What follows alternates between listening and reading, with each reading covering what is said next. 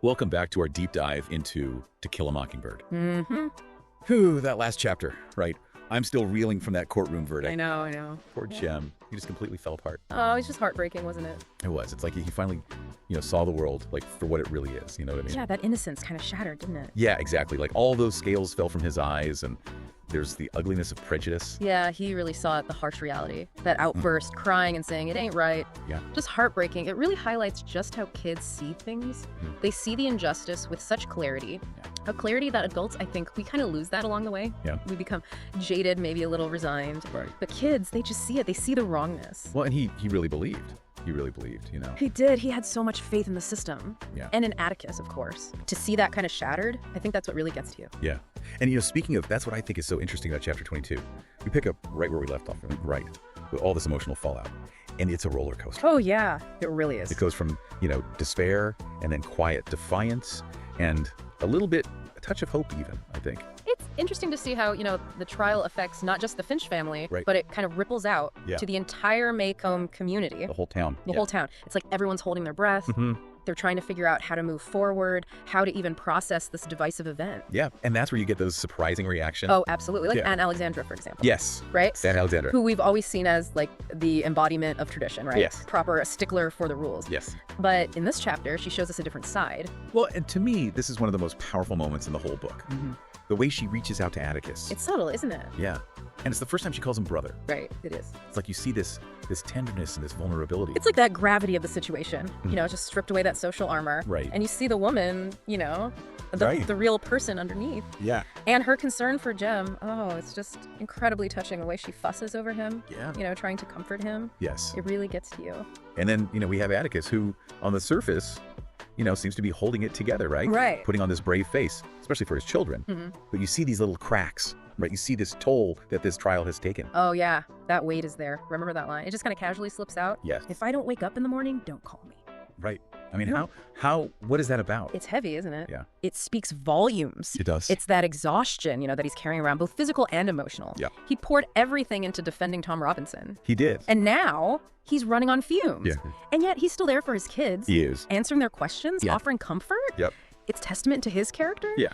But it also makes you wonder, how long can he keep this up? Right. How long can he shield his children from this reality? On this world that they're living in. Exactly. Yeah. And then we have this scene, and this always gets me, where the Black community, Oh, yes. they show up with all this food. It's powerful. It is. To me, it's one of the most moving scenes. It's more than just, saying thank you. Right. It's a symbol of solidarity. Yeah. A recognition that they're in this struggle together against injustice. Yes. It's as if they're saying, we see you, Atticus. Yeah. We appreciate what you did Yeah. for one of our own. Yeah. And I love how Harper Lee, she describes all the food, right? The chicken, rolls, salt pork, tomatoes, beans, scuppern, Pickled pig's knuckles. pickled pig's nuts. It's so detailed. It's specific.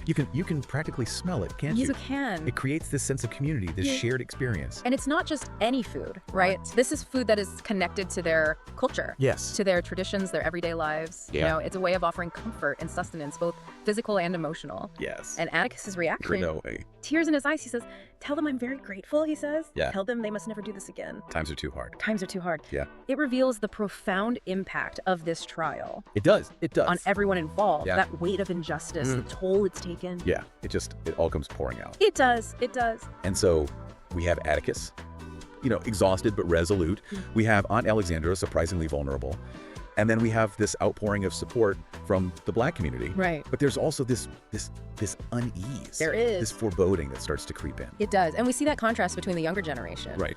With their raw emotion, their response to the verdict, Yeah. and then the older generation trying to find some meaning, Yes. some hope Yeah. in the midst of this despair. Right. You've got Dill, Yeah. young, cynical. Yeah. He says he wants to be a clown, Right. laugh at the folks. Yeah. Like the world has just become too absurd, Yeah, right. too painful to take seriously. Yeah. And then you have Miss Maudie, Yes. Miss Maudie. always the voice of reason, Yeah. of quiet strength. Yeah. She offers this hopeful perspective. She does. Things are never as bad as they seem. We're making a step. It's crucial because she reminds us change, especially social change, it rarely happens overnight. It doesn't. It's a long process. It is. It's arduous, Yeah. often marked by setbacks, by disappointments. Yes. She sees Atticus forcing that jury to deliberate, forcing them to really think about it.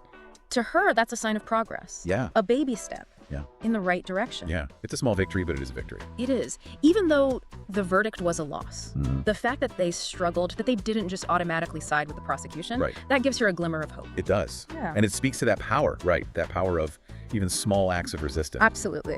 when you're faced with overwhelming injustice. Yeah. And then just when you think, okay, maybe there's a little bit of optimism, we get that chilling encounter Oh, yeah. between Bob Ewell and Atticus. Oh, that scene. I know. It's just unsettling. He spits in his face. It's a stark reminder that the forces of prejudice and hatred, they haven't gone away. They haven't. And that rage, Yeah. venomous threat. I'll get you if it takes the rest of my life. It casts a shadow over everything. It does. It does. And it makes you wonder, Yeah. what else is he capable of? What is he going to do? What lengths will he go to Yeah. to get his revenge? And it's that question that just hangs over us Yeah. as we, move forward in the story. It does. It creates this tension, Yeah. this foreboding. Yeah. What's going to happen? Yeah. It's brilliant how Harper Lee does this, how she captures all these complex emotions, She does. these different perspectives in such a nuanced way. Yeah. And by ending the chapter with that threat, she sets the stage for what's to come, He does. which promises to be a very tense and dramatic conclusion to this story. It does. So we have Jem grappling with the injustice, right? Uh-huh. We have Atticus carrying the weight of this trial and its aftermath. The Black community offering their support. Yeah. Miss Maudie trying to find that hope. Yeah. And then looming over all of it is this threat from Bob Ewell. Yeah. It's a lot. It's a lot to process. It is. It really is. And it leaves you wondering how it will all unfold. Absolutely, it does. But before we get into that, I want to explore another aspect of this chapter, Okay. and that's food, the symbolism of food. Oh, yes. Because it's more than just, you eat it and you're full, right? Oh, absolutely. Food plays such a significant role in this chapter. I think it's worth really unpacking it. I think so too. Yeah. So we've talked about, the Black community brings all the food to Atticus. It's a gesture of gratitude and solidarity. Right. And it's important to remember because it highlights that connection, that deep connection between Atticus and the Black community. Right. But there's another scene involving food that I find really fascinating. Okay, you're talking about Miss Maudie's cake. Right. Ah, Yes. which, by the way, her cakes always sound so delicious, They do. don't they? They do. But I think beyond that culinary appeal, those cakes, they have this deeper purpose. They do. Remember how she bakes them?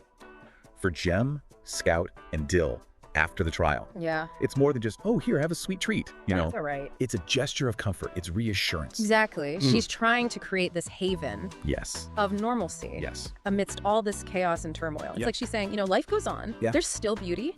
There's still sweetness to be found in the world. And especially for Jem and Scout. Absolutely. They're trying to make sense of this world that's suddenly so complicated. Right. And so unfair. Right. And their innocence has been shattered, really, It has. by this trial. They're trying to reconcile their view of Maycomb, this idealized view, Yeah. with the reality of prejudice and injustice. Yeah.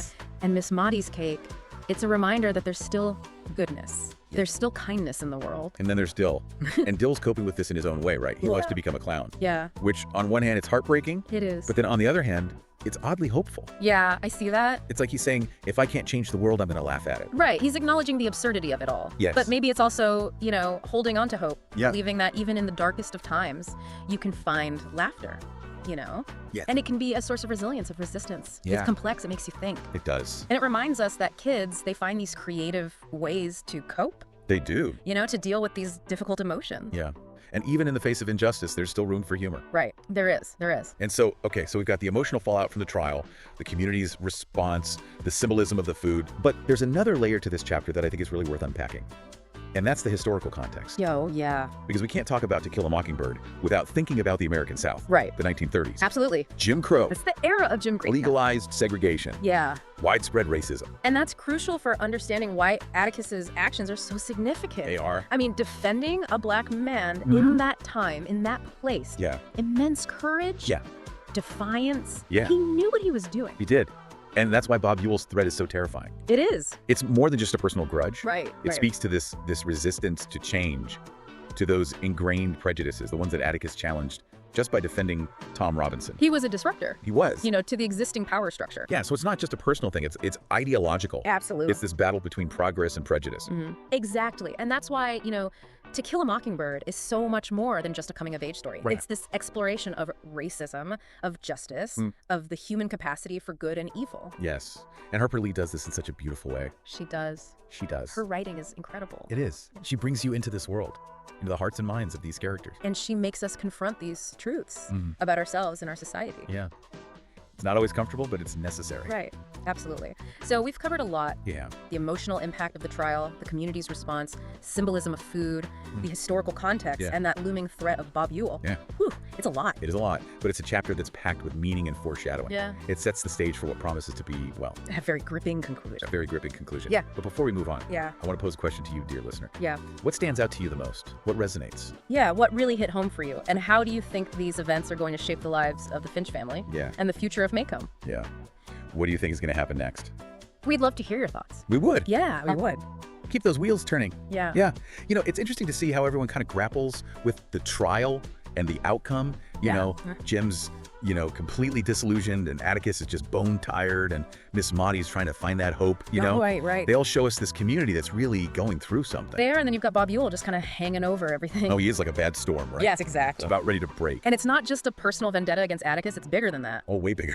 It's like he represents that part of society that just hates change. Exactly. And, especially back then, The 1930s, correct? the 1930s South, where, segregation and discrimination was everywhere. It was just woven into the fabric of society. It was. And, when you think about it, like that Atticus defending Tom Robinson, Yeah. I mean, that was a radical act. Oh, it was. And it came at a huge cost. Absolutely. He knew that he was up against so much deeply held beliefs and a system that was designed to, Keep things the same. keep things the same. Exactly. Uphold that white supremacy. And, yeah, he didn't win the case. Didn't win the case, but he forced people to think, Yes. to look in the mirror. Yes, he forced the town to confront its own hypocrisy. Yeah. And to see Tom Robinson as a human being. Exactly, not just a stereotype, but a real person. Yeah. Worthy of dignity and respect. Yeah. And that's pretty powerful, even if it's not, Immediate, right? Yeah. It's that ripple effect. Exactly, and it made me think of Miss Maudie. Oh, of course, Miss Maudie. You know what she said? We're making a step. It's just a baby step, but it's a step. Yeah, she gets it. She gets it. She knows that you can't just erase centuries of prejudice overnight. Yeah, it's a process. It's a process. It takes a sustained effort, a willingness to keep pushing, even when you don't see the finish line. Even when it seems impossible. Exactly. And, I was thinking about the jury, how long they deliberated. They didn't just immediately side with the prosecution. Right. It shows that maybe hearts and minds can be changed. Yeah. Even if it takes time. Yeah, it's that seed. It is a That's seed. change, right? A tiny seed, but it's there. It is there. And it just needs the right conditions to grow. Well, and speaking of seeds, I'm curious about Dill. Oh, Dill. What do you make of his reaction to all of this? I mean, wanting to become a clown? Yes, out of left field, right? It does seem that way at first, but What do you think? well, I think we have to remember that he's still just a kid. He is. And he's trying to process something really traumatic. Absolutely. He's seen some ugliness. Oh, he has. And, he's seen how that ugliness can twist justice and just destroy lives. Yeah, and maybe becoming a clown. It's his way of coping. It's like a defense mechanism, right? Right. It's like he's saying, okay, if I can't change the world, at least I can laugh at it. Mm-hmm. Yeah. Or maybe it's his way of holding on to hope Maybe he's looking for that light. in all the darkness. Exactly. Maybe laughter is his form of resilience. Yeah, it's such an interesting response. It is. It really makes you think. And it reminds us that children, They cope in different ways. yeah, they find a way to deal with things. They do. They have to. And they do it in creative ways. They do. It's pretty remarkable, actually. It is. And so in the face of all this, injustice, They find humor they find a way. to kind of lighten that burden. Yeah. And that's powerful. Yeah, as we're talking about all this, I keep thinking about the food. The food. Oh, yeah. It's almost like another character in this story. It is, isn't it? It's not just about, eating and being full. It's more than that, right? It's a way of expressing emotions. It strengthens those bonds. Yes, exactly. And like you were saying before, it's like its own language. It is. It has those cultural and symbolic meanings. It connects people. It comforts. It supports. Exactly. And when the Black community shows up with all that food, Oh, such a powerful scene. I know. And it's their way of saying thank you To Atticus. to Atticus for standing up for them. Yeah, for seeing them. Yeah. For fighting for them. And it's not just any food, like we said before, right? It's like, It was their food. it's home. It's home. It's tradition. It's everyday It's life. their culture. Exactly. And you see that shared history, that sense of community. Yes. And how Atticus receives it? With tears in his eyes. With tears in his eyes. It's like this unspoken understanding, Yeah. this connection. A connection that goes beyond those racial divides that society has created. Yes, exactly. It's that shared humanity. It is. And it's that recognition that they're all in this struggle together. Yeah. And then there's Miss Maudie's cake. Oh, yes. Her cakes are like legendary in Maycomb, I know those cakes always appear right when you need them. don't they? Like she knows. She knows. When people need a little sweetness, Yeah. When they need a little comfort. a little bit of light in the darkness. Yes. And those cakes are more than just a treat, right? Oh, so much more. It's about bringing people together, creating that sense of normalcy and connection. Reminding people that even when things are tough, Yeah. there's still joy to be found, And the simple things. Exactly, the simple things. And for Jim and Scout, Oh, they need that. they do. Their whole world has been turned upside down. It has. That trial, it was just so much for them to process. Yeah. Their innocence is lost. It is. And they're trying to make sense of it all. Trying to find their way. Trying to find their way. And Miss Maudie's cake, It's a refuge. It is. It's a reminder that there's still good in the world. Yeah, and that's so important for them right now. It is, thinking about all of this, it makes me think about the contrast between the adults and the children. Oh, yeah. That's an interesting point. The adults in Maycomb, they seem so weighed down. Yeah, they got the weight of the world on their shoulders. Yeah. They do. They've seen too much. They've seen how prejudice can really take root. And how hard it is to change things. Yeah, they've seen how the justice system Can be manipulated. Yeah, to uphold the status quo. It's like they've lost that hope. Yeah, and then you have the children, Jem and Scout. Jem and Scout Dill. They still believe. They still have that innocence. They do, and it makes them vulnerable. Yes, But it also gives them this strength. right. It's like they see the world with fresh eyes. They do, and they believe that things can change. Yeah, they believe in fairness. And justice. And that's beautiful, but it's also dangerous. Well, because they're more likely to be hurt. They are, and that's what makes Bob Ewell's threat So scary. so scary, because he represents that ignorance, that hatred that could crush them. Crush their hope. Yeah. And it reminds us that progress is fragile, It is. and the fight for justice never really ends. Never ends. And so we're left with this question as we go forward. What role will Jem and Scout play in all this? Exactly. Yeah. They've been through so much. They have. Will they just be observers? Or will they find a way to fight back, To stand up to stand up against the injustice? against that darkness. It's a question that we all have to ask ourselves, I know. Not just in the context of the book, but in our own lives. Right, in our own world. In our own world, what role will we play? Yeah. Will we stay silent in the face of injustice? Right. Are we going to be part of the problem? Or will we be part of the solution? And what will it take for us to be brave? To find that courage to stand up for what's right. Even when it's hard. Even when it's hard, even when it's scary. Yeah, these are tough questions, but they're important. They are. And, To Kill a Mockingbird, it brings these questions to the surface. Yeah, it forces us to confront them. It does, and that's why it's such a powerful book. So powerful. It stays with you. It does. And it reminds us that even small acts of courage and compassion, Can make a difference. they can. They ripple outwards. They create change. Yeah. And so as we keep going in our deep dive, keep these ideas in mind. Let's think about how those characters navigate these tough choices, right? Yes. How they grapple with injustice, how they find that hope And how do those themes resonate with us? with our own lives and the world around us. We've covered a lot, but there's so much more to explore. Oh, there is. So as you keep reading, think about those subtle nuances. In Harper Lee's writing. Yeah, those layers of meaning in her words. Don't be afraid to ask the tough questions, Yeah, challenge those assumptions. Challenge your own biases. Yeah. That's how we learn. That's how we grow. Okay, I think we've really unpacked this chapter. I think so too. But before we go, I have one more thought. Okay. We've talked about how Jem and Atticus and Miss Maudie react to all of this, but Well, what about you? yes, what about you listening right now? If you were in their shoes, Yeah, how would you react? what would be your biggest challenge? And how would you find the strength to overcome it? These are great questions to think about, not just about the book, Right. about our own lives too. Our own lives, because we're all in this fight, We are. The fight for justice and equality. It's a journey. We all have to take it. We do in our own way every single day. And To Kill a Mockingbird Yeah. reminds us that even the smallest acts, Of courage and compassion. they can make a world of difference. They can. They really can. Even in the darkest of times. Yeah, Hope can prevail. it's amazing how she does that. It really is. Weaving all those things together, the individual struggles and what's happening in the community and then the whole context of society. Yeah. She shows how it's all connected. Absolutely. How those personal experiences, they're shaped by history, by all that prejudice. Yeah, and that's what makes it so timeless, I think. It really is a timeless, enduring work. It's not like those stories that wrap everything up neatly with all the answers. Oh, no, not at all. It makes you think about things that are kind of hard to face, about ourselves and the world, Yeah. about the way things are. Yeah. And, as we're getting closer to the end, there's this feeling like something bad is going to happen. Oh, yeah. This unease. You can feel it, can't you? Yeah, it's not over. That tension that Lee builds. I mean, just think about Bob Ewell's threat. Right. It hangs over everything. Right. And the trial, it really exposed those deep divisions in Maycomb. Yeah. And those wounds, they haven't healed. Not at all. And it makes you wonder, what's next? What's going to happen? Exactly. How's everybody going to react to this? Yeah, will they stand up to Bob Ewell? Yeah, will they rally around Atticus or just look the other way? That's what keeps you reading.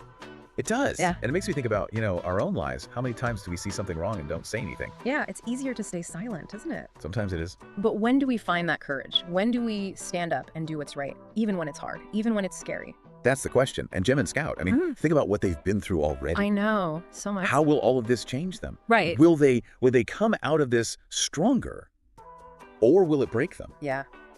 It's their story, isn't it? At the heart of the novel, they've seen the good, the bad, everything. Yeah. And they're still figuring it all out. We Yeah. see it all through their eyes. We do. The injustice, the empathy, trying to find some hope when everything seems so dark. Yeah, that's what makes it so real. Yeah. It's not just about a trial or a specific place and time. It's about people, It is. about being human. The choices we make, what we do, how it affects us, how it affects everyone around us. That's it, exactly. And this chapter shows us so powerfully how those choices, they're not always our own, you know? Right. Sometimes it's history pushing us or prejudice or what society tells us to do. Yeah. But we still have the power to choose. We do. Like Atticus. He chose compassion. He chose to do what was right. He chose to fight, even when he knew he might not win. Exactly. And even those little choices, they can change things. They spread out like ripples. They can make a difference. Absolutely. So as we keep diving into To Kill a Mockingbird, keep that in mind. Okay. How do the characters make their choices? How do they deal with all that's wrong, with all that's unfair? How do they hold on to hope? Yeah. And think about how those same things show up in your own life. In our world. In our world, yeah. What can we learn? How can we use those lessons to make things better, to make the world a little more just, a little kinder? That's what it's all about, right? That's it. Thank you for joining us on this deep dive into To Kill a Mockingbird. Yes. Chapter 22. It's been a pleasure. We'll see you for the next chapter. Until then, happy reading.